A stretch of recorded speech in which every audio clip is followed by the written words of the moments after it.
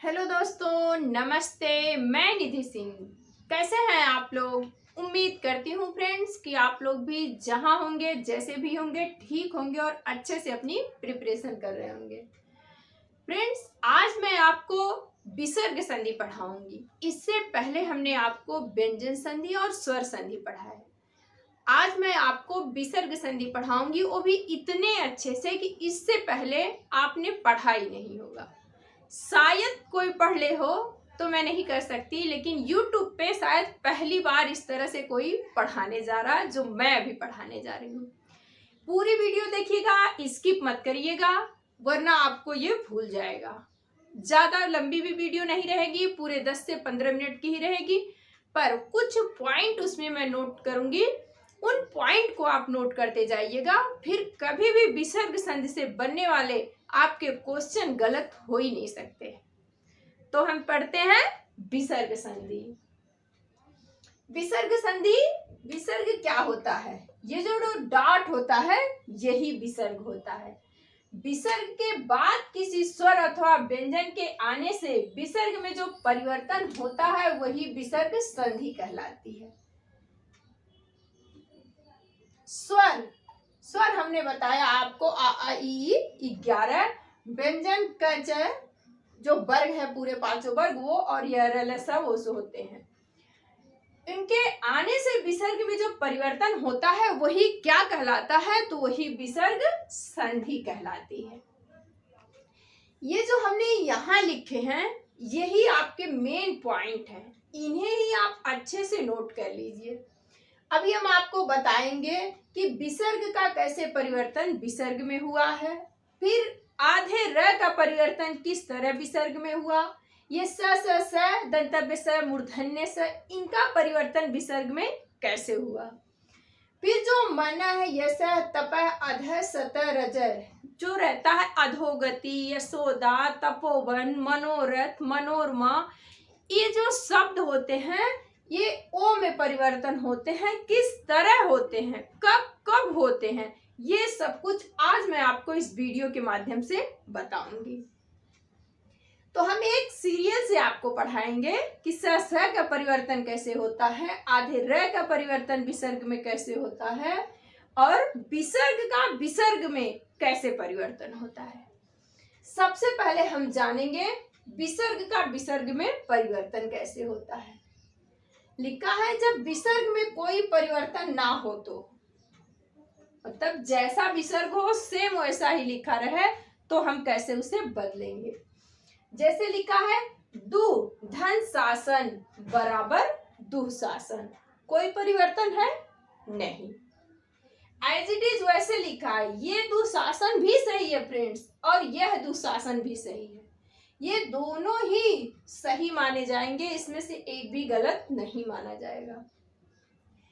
फिर लिखा है निह धन संकोच बराबर निह संकोच, जैसा यहाँ है सेम वैसे ही परिवर्तन, वैसे ही लिखा है, परिवर्तन कुछ नहीं हुआ है। निह संतान, निह धन संतान, फिर निह संतान लिखिए या इस तरह से लिखा हो, ये दोनों ही वर्ड क्या है? सही है। दोनों ही वर्ड क्या है? सही है फ्रेंड्स। कुछ शब्द ऐसे होते हैं जिनमें कोई परिवर्तन नहीं होता है, वही मैंने यहाँ लिखा है, विसर्ग का विसर्ग में ही परिवर्तन होगा। अब हम देखते हैं र का परिवर्तन आधे कैसे विसर्ग में होता है। इन सबके मैं एक एक ट्रिक आपको लिखाते जाऊंगी, बस उन ट्रिक को ही आप समझते जाइए, आपको ये पूरी संधि जो है अच्छे से समझ में आ जाएगी। एक बार में ना आए फ्रेंड्स, ना सही, 2 बार देखिएगा, फिर जो आपके पास होगी कॉम्पिटिटिव एग्जाम की बुकें, उनमें जाके आप अपने प्रैक्टिस सेट उठा के प्रैक्टिस करिएगा, देखिएगा एक भी क्वेश्चन आपके गलत हो ही नहीं सकते। अब हम आपको र में परिवर्तन करके दिखाती हूँ। अब फ्रेंड्स हम र संबंधी नियम देखते हैं कि र का परिवर्तन कैसे विसर्ग में हुआ है।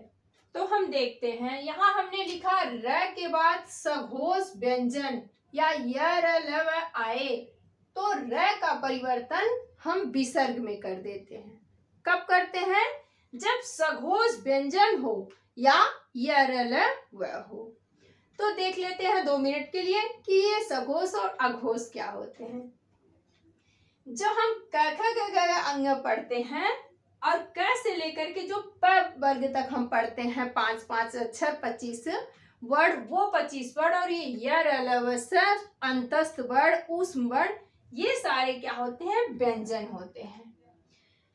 उसी तरह से ये जो क से अंग तक होते हैं, इसमें क ख जो होता है वो अघोष माना गया है। क ख जो होता है वो अघोष, और जो ग घ अंग वो होते हैं सघोष। इनको समझने के लिए आप ऐसे 5 वर्डों में बांट सकते हैं। 1 2 नंबर पे आप क ख को रख लीजिए और ग घ अंग को आप 3 4 5 पे रख लीजिए। इस तरह से भी आपको समझ में आ जाएगा। वही हमने यहाँ लिखा है अघोष वर्ड और सघोष वर्ड। अपनी नोटबुक में आप चाहें तो इन सघोष वर्ड और अघोष वर्डों को लिख सकते हैं। फिर लिखा हमने यार अलावा आए तो र का परिवर्तन विसर्ग में हो जाता है। जैसे देखो लिखा है निर्गुण, निर्झर, निर्धन। अब पहले देखो निर्गुण, निर्झर, निर्धन, इनमें जो बीच में तीसरा वर्ड है ये सघोष है कि अघोष?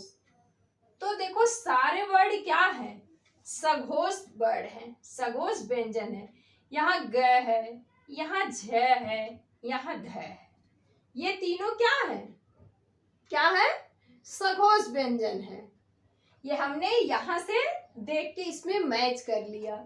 ये आपको याद रहने चाहिए फ्रेंड्स। तो हम क्या करेंगे, निर्गुण का संधि विच्छेद करने के लिए हम निर्धन गुण लिखेंगे। इस र को हम क्या करेंगे, विसर्ग में परिवर्तित कर देंगे। क्यों करेंगे, क्योंकि यहाँ सघोष व्यंजन है इसके लिए। उसी तरह से निर्झर है, निर्धन झर, ये जो झर है ये ऐसे ही रहेगा, र का परिवर्तन सिर्फ विसर्ग में हम करेंगे। उसी तरह से निर्धन है, निर्धन धन बराबर निर्धन, यहां भी हमने वही किया, र का परिवर्तन विसर्ग में कर दिया। एक नहीं, हमने 3 एग्जाम्पल दिए आपको। अगर इनसे ज्यादा भी आपको एग्जाम्पल करने हैं तो आप अपनी प्रैक्टिस बुक उठाइए कोई, उसमें जो हिंदी के क्वेश्चन दिए हैं वहां से देख लीजिए।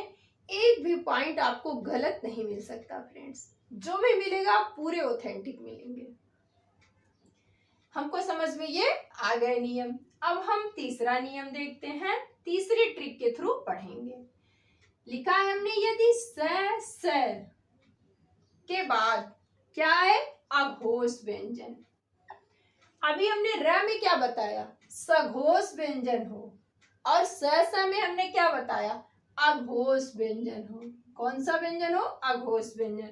अघोष व्यंजन क्या है, क ख च छ त थ ट ठ प फ, ये क्या है, अघोष व्यंजन। तो इनके स्थान पे विसर्ग लग जाता है। कैसे देखते हैं, देखो लिखा है च, च के बाद छ आता है ना, तो 1 और 2 नंबर पे क्या आया, अघोष आया। तो हमने क्या देखा यहाँ च, जैसे यहाँ हमने ग देखा, झ देखा, ध देखा, उसी तरह से फिर हम त देखते हैं।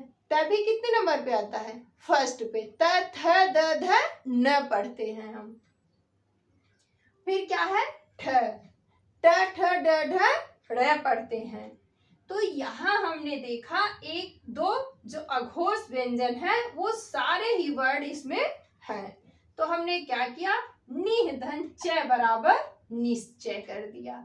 ये जो विसर्ग था उसे हमने इस अघोष व्यंजन के आधार पे इसको हमने विसर्ग में बदल दिया। फिर लिखा है निह धन ठुर बराबर निष्ठुर, नम धन ते बराबर नमस्ते। बस फ्रेंड्स इतना ही आपको समझना है। अब 2 ट्रिक और समझाएंगे, फिर व्यंजन संधि आपको कभी भी नहीं भूलेगी। इन्हें आप जरूर नोट कर लीजिएगा, अघोष और सघोष को।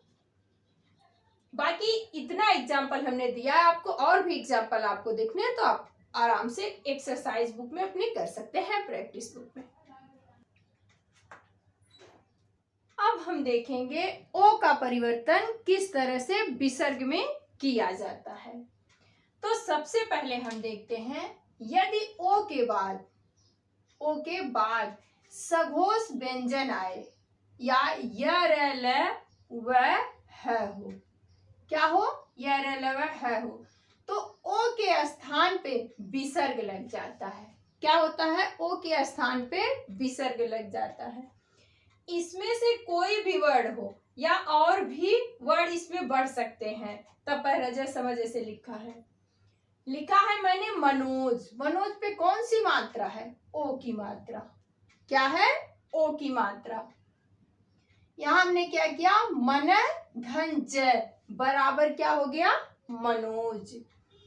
फिर है यशोदा।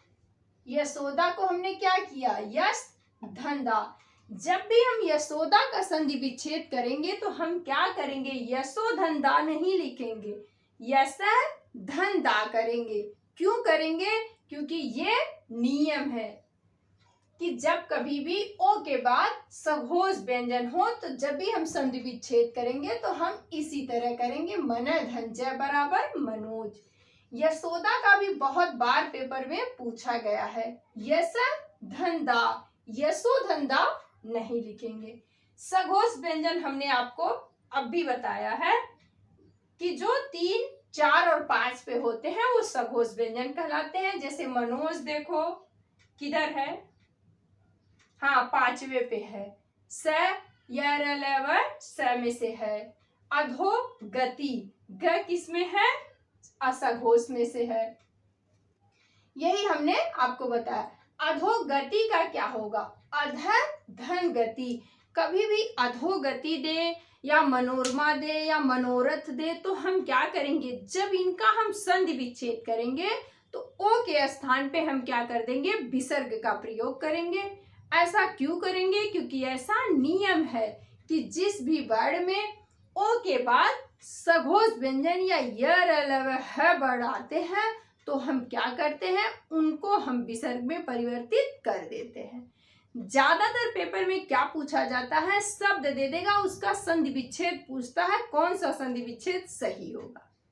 तो जब आपको संधि विच्छेद अच्छे से करने आएंगे, ये सारे रूल आपको याद रहेंगे, तभी आप संधि विच्छेद कर सकते हैं, अनदर नहीं कर पाएंगे। फिर है क्या, ये आपको ओ का समझ में आ गया होगा कि जहां भी मन तप अध, ये अध हमने वहां लिया है और हमने क्या लिया, मन लिया है, यश लिया है, तप नहीं लिया है, तपोवन आप लिख सकते हैं, तपोवन। तपोवन का क्या होगा, तप +1 होगा, तपोवन उसी तरह हो जाएगा। सत रज, रजोगुण, तमोगुण, सतोगुण सबका आप बना सकते हैं, इसी तरह से आप सबका बना सकते हैं। अब हम एक और देखते हैं, यही हमारा लास्ट है। ई के बाद र आए तो ई का परिवर्तन ई में करके विसर्ग लगा देते हैं। अभी समझ में नहीं आया होगा। जैसे बड़ी ई दिया है, उसके बाद र हो, बड़ी ई हो और उसके बाद र हो, तो जब हम संधि विच्छेद करेंगे तो उस बड़ी ई का क्या करते हैं, हम छोटी ई में परिवर्तन करके तब संधि विच्छेद करेंगे। समझ में आया, नहीं आया? एक बार और बताती हूँ। देखो बड़ी ई के बाद यदि र आए, जैसे देखो नी बड़ी ई है ना, उसके बाद क्या आया, र आया। फिर क्या है, नी रस में नी बड़ी ई की मात्रा, उसके बाद र है, नी बड़ी ई की मात्रा, फिर र है निरोग में। तो बड़ी ई के बाद यदि र आए तो बड़ी ई का परिवर्तन हम छोटी ई में करके विसर्ग लगाते हैं। जैसे देखो यहाँ हमने क्या कर दिया, छोटी ई लगा के नि धन रो कर दिया, नीरो हो गया। नि धन रस कर दिया, नीरस हो गया। नि धन रोग कर दिया, निरोग हो गया। इस तरह आप और भी वर्ड बना सकते हैं। तो फ्रेंड्स, उम्मीद करती हूँ कि जितना समझाई हूँ आपको बहुत अच्छे से समझ में आया होगा, क्योंकि ये 4 से 5 ट्रिक आप अच्छे से 2 से 3 बार पढ़ लेते हैं तो फ्रेंड्स आपको व्यंजन संधि के क्वेश्चन कभी भी गलत नहीं होंगे। क्योंकि जितने नियम बताई हमने सघोष और अघोष वर्ड पे, और जितने स क ख नियम के थ्रू समझाया हमने आपको, वही हमारी ट्रिक है। और वही ट्रिक यदि आपको समझ में आ गई तो कभी भी संधि के क्वेश्चन गलत नहीं होंगे, वो भी विसर्ग संधि के। क्वेश्चन जो पूछता है वो ये नहीं पूछता है कि कौन सी संधि है, क्वेश्चन क्या देगा, संधि दे देगी और पूछेगा इसमें से कौन सी संधि विच्छेद सही है। तो जब हमें पता रहता है ये नियम कि कहाँ सघोष व्यंजन है, कहाँ अघोष व्यंजन होगा, कहाँ र का परिवर्तन विसर्ग में होगा, कहाँ विसर्ग का परिवर्तन विसर्ग में ही होगा, अनदर नहीं कहीं होगा, वो हमें रूल पता होंगे तभी हम लगा पाएंगे। तो आज के लिए फ्रेंड्स इतना ही, नेक्स्ट वीडियो में मिलेंगे नेक्स्ट टॉपिक के साथ। यदि नए हैं तो चैनल को लाइक शेयर और सब्सक्राइब जरूर करके रखें, ताकि कोई भी वीडियो हम आपको अपलोड करें तो आप तक पहुंचे।